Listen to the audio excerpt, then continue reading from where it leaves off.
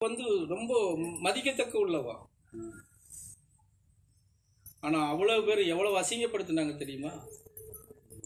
எவ்வளவு மண்ணவாரி தூத்துனாங்க. பேசாத வார்த்தை கிடையாது, சொல்லாத விதம் கிடையாது.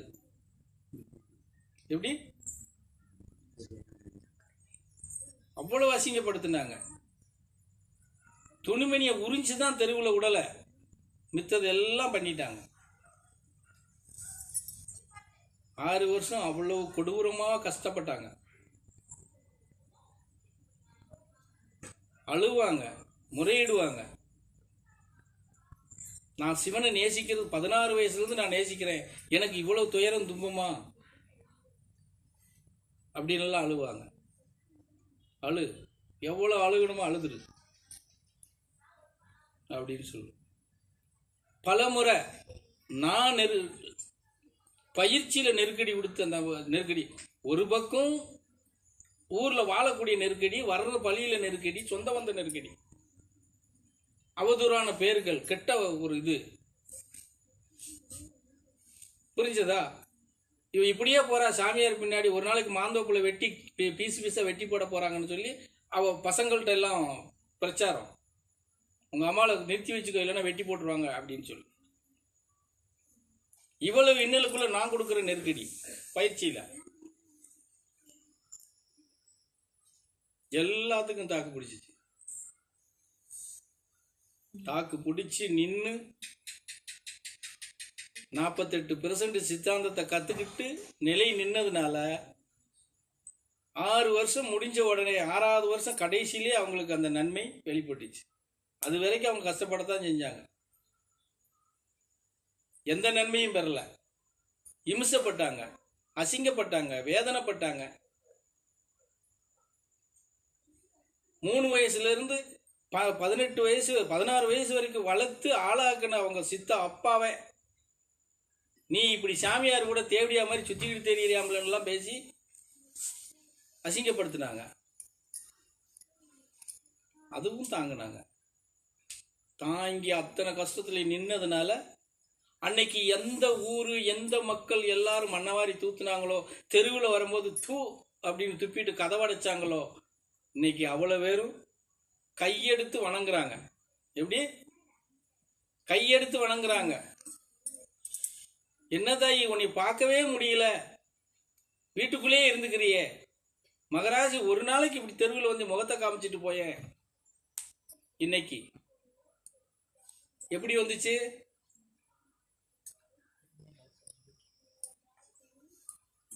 இறைவன் காட்டிய வழியில, குரு நடத்தின பாடத்துல நம்பிக்கை நகராம நின்னதுனால இன்னைக்கு யாருமே அதை அசைக்க முடியல. இன்னைக்கு அந்த வட்டாரத்துக்கே சிம்ம சிப்பனமா உட்காந்துக்கிட்டு இருக்கு. அவங்க ஊரை சுத்தி கிட்டத்தட்ட ஒரு 10-15 ஊர் கிராமம் இருக்கு. அத்தனை கிராமத்துக்கும் சிம்ம சிப்பனம்.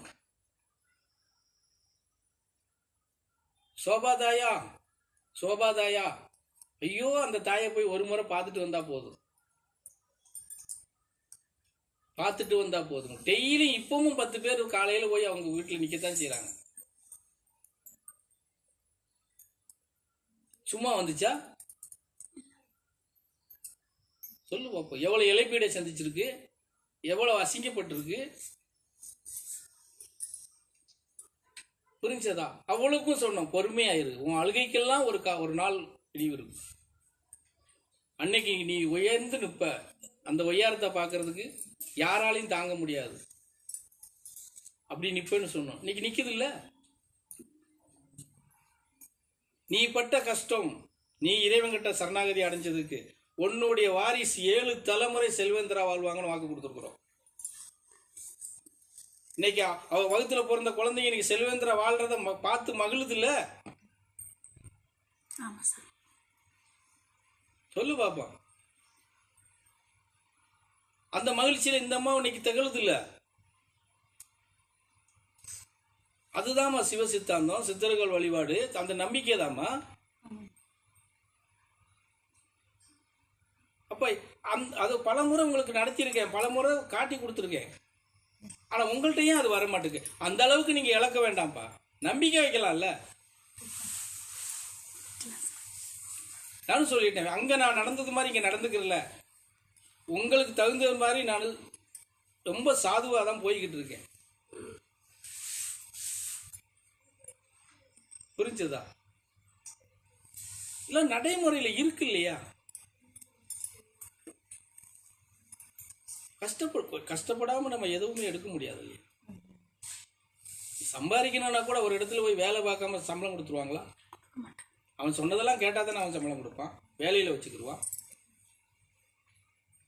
அதையெல்லாம் தாண்டி மரியாதை மதிப்பும் உனக்கு கிடைக்க போகுது அப்படின்னா எங்கன்னா அது இங்கதான் கிடைக்கும்.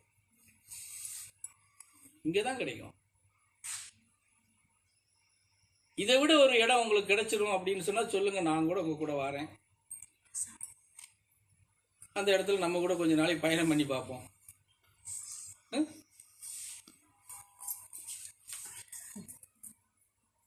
எவ்வளவு வேறு வந்தாலும் இங்க தாங்கக்கூடிய இடம்பா. நீங்க நினைக்கிறது மாதிரி நாங்க நினைக்கிறது கிடையாது. யாரும் அனாதை கிடையாது, யாரும் இல்லாதவங்க கிடையாது. எல்லோரும் பகவானோட பிள்ளைங்க தான். அனாதைன்னு சொல்றதுக்கெல்லாம் இதே கிடையாது. சொல்லிக்கிறலாம் நீங்க உங்க மனதளவுல.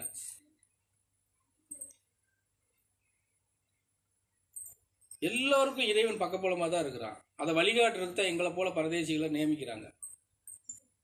அவனா வந்து நேரம் வந்து குச்சி வச்சுட்டு உங்களுக்கு சொல்லி கொடுத்துட்டு இருக்க முடியும்? சொல்லுங்க பாப்போம்.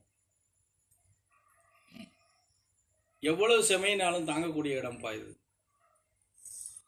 செமையை பற்றி பயப்படுற இடமே கிடையாது.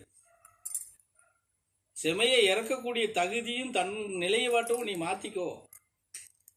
உன்னுடைய கஷ்டம் நஷ்டம் செமக்க முடியாம இருக்கு இல்லையா, அதை இறக்கிறதுக்கு கத்துக்கோ.